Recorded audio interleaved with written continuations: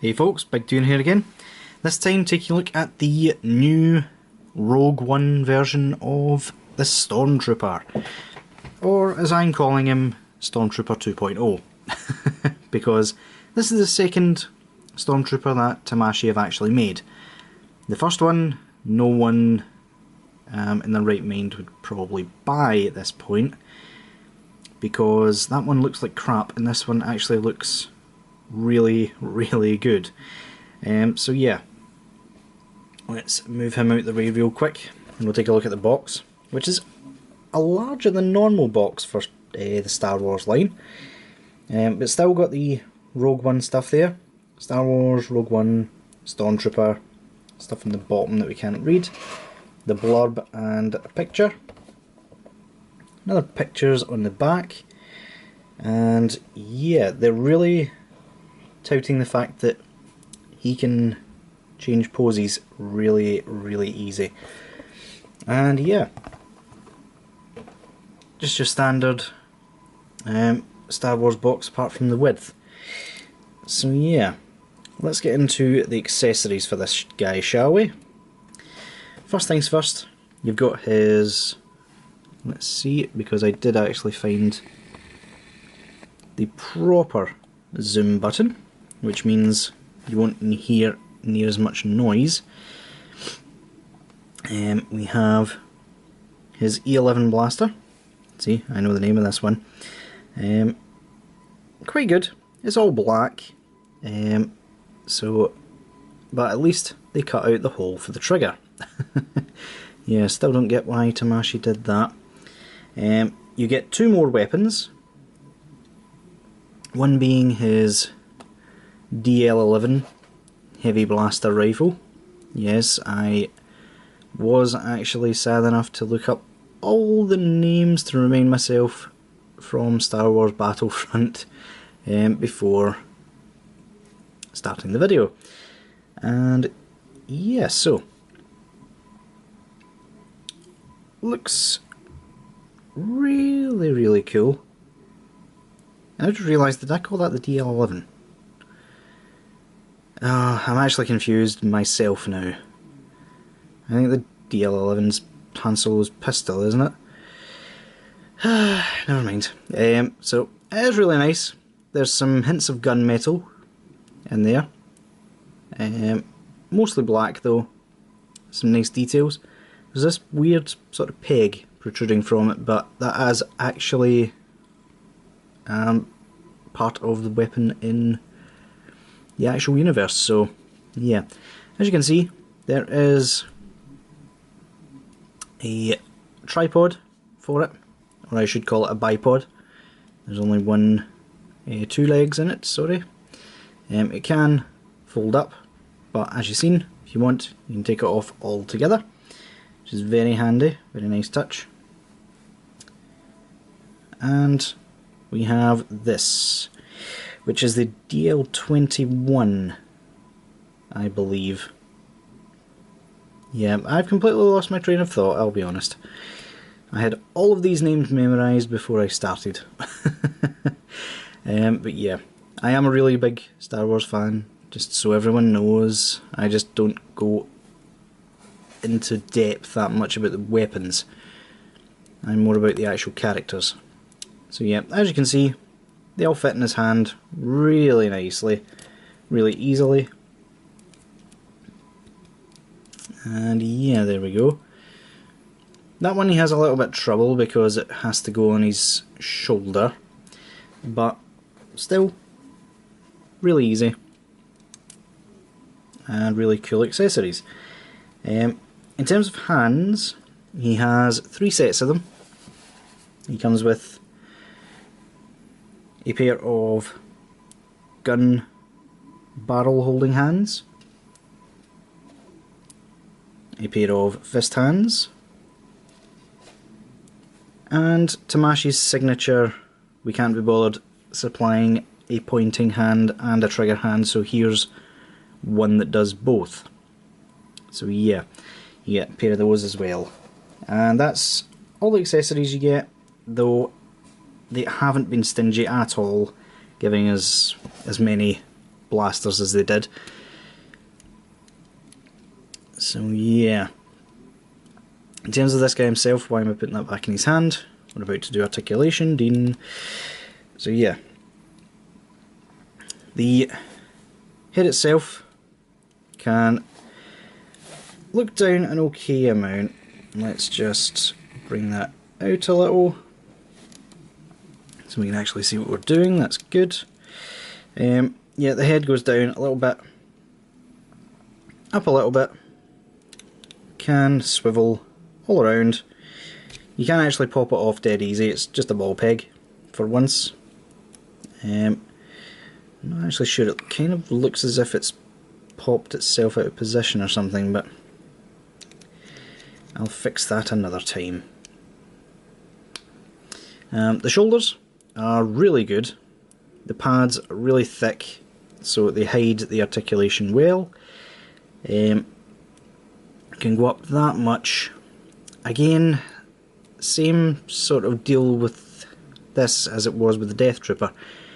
Going up the way is sort of useless because the hinge is too big to sort of accommodate that. But it does have free range of motion any other way. Bicep swivel. I want to say, yeah, that's really only a single joint because the second joint is lodged up in the bicep. So yeah, you get just past 90 with that. You've got the usual Figuarts ball joints, a little bit tight but not as bad as the Death Trooper by any means. There we go. Ab crunch is really, really good. I mean, look at that. And that is literally just using the abs. And you can look up a fair bit with it, but you do see a bit of the gappage right there. And with the waist, you can go back really far. Now we come to the strangest part of all, his legs. So, at first glance, he doesn't have the normal 2.0 leg joints. They've went with a new style again. It gets about that far without using the special feature, and as you've seen, it gets out about that far. But you can pop it down a little bit. And if you do that just in a standing pose, you do kind of see the split, but that allows him basically to do the splits. And with that, he can now kick way up high as well, and he has unrestricted movement with that, so I applaud Tamashii for that. And it explains why this waist area just seems a little bit too wide. They were trying to accommodate the articulation without bringing your attention to it. So yeah, double jointed knees gets pretty decent for what they are. And the feet. Now, this part is actually accurate to the film as far as I'm aware. All the stills that people have showed me, the black there is actually accurate to Rogue One. I know it's not accurate to the original trilogy, because that's what I was originally arguing about. But this is a Rogue One figure, so it is accurate to that, and to articulation as well as there. But yeah, if you don't mind that, this is an excellent figure. So you've got hinge, that can go pretty decent. It can go up just a little bit and back quite far. So yeah, in terms of the overall aesthetic of this guy, he's pretty much perfect, to be honest with you. The only things that bug me a little are the oversized crotch piece, and I was going to say the helmet, but from most angles the helmet is spot on. The helmet is perfect. Some people have said that the helmet looks a bit weird, but they've got a nice balance going on it, and the details are superb as well. So yeah, apart from that, I would say whether or not to get this figure, definitely a must-have if you are collecting the Star Wars line, because this is currently the best Stormtrooper that you can possibly buy for the money. The Mafex one falls apart, the Star Wars Black Series one just doesn't bear thinking about, and while I really like the model kit, it's too big to go in any normal sort of display.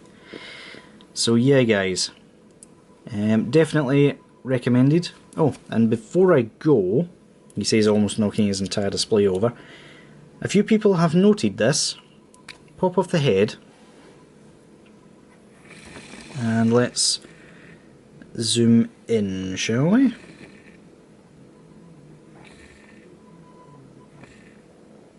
There we go. You'll notice these are flat and they have obvious peg holes. So do the black parts of the shoulders. And I believe, yep, there are peg holes underneath as well, which actually coincide with pauldrons. So yeah, either we are getting Jeddah Stormtroopers at some point, likely as a web exclusive, or we are getting Sand Troopers from this mould. That's the only two things that people are coming to conclusions with, which makes a lot of sense. They might as well get all the parts in place now so that it saves them money remoulding it later. And to be honest, you don't notice any of it when you've got the helmet on.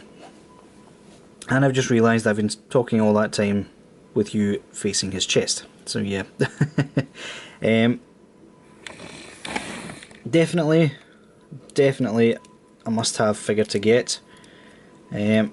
Especially if we are getting a Sand Trooper out of this mould. Or even a Stormtrooper Captain. Who knows? Who cares? I'll buy up as many of these Stormtroopers as you can. I'll see you in the next one, guys.